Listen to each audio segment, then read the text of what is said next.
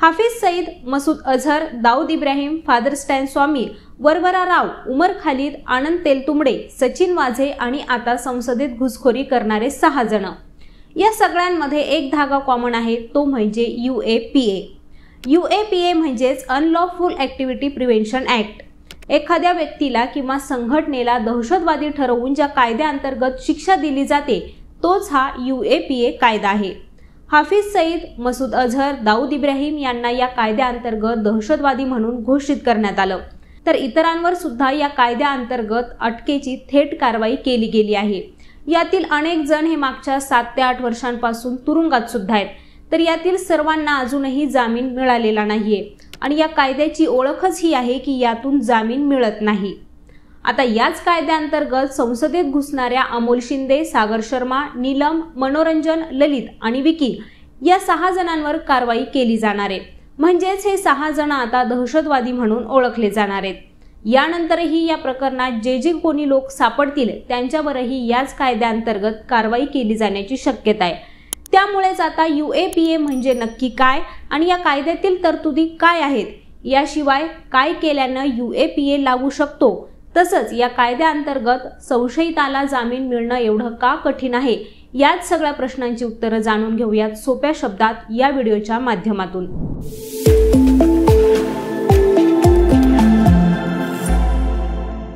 सुरुवातीला पाहूयात की हा कायदा नेमका अस्तित्वात आला कसा. 1962 साली चीन विरुद्धच्या युद्धात भारताचा पराभव झाला. यानंतर सीमेवरील फुटीरतावाद्यांना उत्तर म्हणून आणि भारताचं सार्वभौमत्व, अखंडता कायम राहावी यासाठी एका कायद्याची निर्मिती करण्यात यावी असा विचार समोर आला. यासाठी तत्कालीन पंतप्रधान लाल बहादूर शास्त्री यांनी एक समिती सुद्धा गठीत केली आणि यानुसार 1963 साली बेकायदेशीर किंवा अवैध कृत्य प्रतिबंध कायदा या समितीचं एक विधेयक संसदेत मांडण्यात आलं. मात्र त्यावर त्यावेळी काहीच झालेलं नाही. पुढे भारत आणि पाकिस्तान युद्ध झालं आणि लाल बहादूर शास्त्री यांचा मृत्यू अशा सुद्धा घटना घडल्या आणि यानंतर देशाच्या पंतप्रधान पदाची धुरा आली ते इंदिरा गांधी यांच्याकडे. इंदिरा गांधी यांनी हे विधेयक पुन्हा जागृत केलं. तेव्हा गृहमंत्री यशवंतराव चव्हाण यांनी 10 डिसेंबर 1967 साली हे विधेयक दोन्ही सभागृहांमध्ये संमत करवून घेतलं आणि त्यानंतर 1967 मध्ये यात पहिली सुधारणा करण्यात आली. यानंतरच्या काळात 1985 साली दहशतवादाविरोधात टाडा आणि 2002 मध्ये पोटा असे कायदे आले. मात्र तेव्हा या दोन्ही कायद्यांचा गैरवापर होत असल्यानं आणि गुन्हेगारी सिद्धीचं प्रमाण कमी असल्यामुळे हे कायदे रद्द सुद्धा झाले. मात्र UAPA अबाधित राहिला. त्यानंतर 2004 साली डॉक्टर मनमोहन सिंग यांच्या सरकारने UAPA कायद्यातील अधिकार जास्त कठोर केले. 2004 पर्यंत UAPA मध्ये दहशतवादीशी संबंधित तरतुदी नव्हत्या. मात्र त्यावेळी एका सुधारणेनंतर UAPA मध्ये दहशतवादासंबंधीच्या तरतुदी करण्यात आल्या. यामध्ये देशाच्या सार्वभौमत्वाला बाधा पोहोचवणारं कोणतंही भाषण, लिखाण आणि दृश्य प्रसारित करणं या घटना गुन्हा मानल्या गेल्या.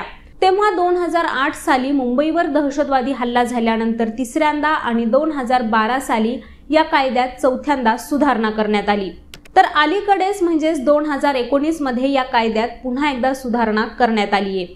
9 ऑगस्ट 2019 ला राष्ट्रपतींनी बेकायदेशीर किंवा अवैध कृत्य प्रतिबंध कायदा 1967 च्या दुरुस्ती विधेयकाला मंजुरी दिली. UAPA मधल्या या नव्या सुधारणांनंतर केवळ संशयावरून कोणत्याही व्यक्तीला दहशतवादी ठरवण्याचे आणि त्याची संपत्ती जप्त करण्याचे अधिकार हे राष्ट्रीय चौकशी समितीला प्राप्त झालेत. यापूर्वी या कायद्यातील कलम 3(1) नुसार फक्त संस्था, व्यक्तिसंस्था, संघटना आणि गट यांच्यावर दहशतवादी कारवायांच्या संशयावरून बंदी घालण्यात येत होती. तर UAPA या कायद्यामध्ये नेमक्या काय काय तरतुदी करण्यात आलेल्या आहेत ते सुद्धा पहा. असं कोणतंही कृत्य जे धोका पोहोचू शकतं किंवा लोकांमध्ये दहशत माजवू शकतं अशा कोणत्याही सामान्य नागरिकाला किंवा आंदोलनकर्त्याला या कायद्याद्वारे हे कृत्य जर का करताना पकडण्यात आलं तर त्याला केवळ संशयावरून सुद्धा दहशतवादी ठरवण्याचा अमर्याद अधिकार या कायद्यामध्ये देण्यात आलाय. तर दुसरी तरतूद अशी आहे की अशा कोणत्याही कृत्याने जर का कुणाचा मृत्यू किंवा व्यक्ती जखमी होणं तसंच संपत्तीचं नुकसान होणं याशिवाय सरकारी कर्मचाऱ्यास गुन्हेगारी स्वरूपाच्या कृत्यांमध्ये धमकावणं आणि शासन यंत्रणेला अथवा एखाद्या व्यक्तीला असं कृत्य भाग पाडणं या सुद्धा बाबींचा समावेश या कायद्यांच्या तरतुदीमध्ये करण्यात आलाय। तर 2.0 नुसार भारताच्या अखंडतेवर प्रश्न विचारणं ही सुद्धा कृती या कायद्यामध्ये बेकायदेशीर ठरवण्यात आली आहे। तसंच भारताविरोधात असंतोष पसरवणं हा सुद्धा अपराध मानला गेलाय। तर प्रश्न विचारणं किंवा असंतोष पसरवणं म्हणजे नक्की काय याची व्याख्या मात्र या कायद्यात देण्यात आलेली नाहीये।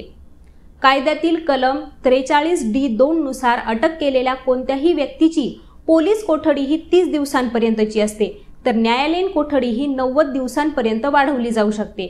इतर कोणत्याही कायद्यात पोलीस कोठडी ही जास्तीत जास्त 14 दिवसांपर्यंतची आहे।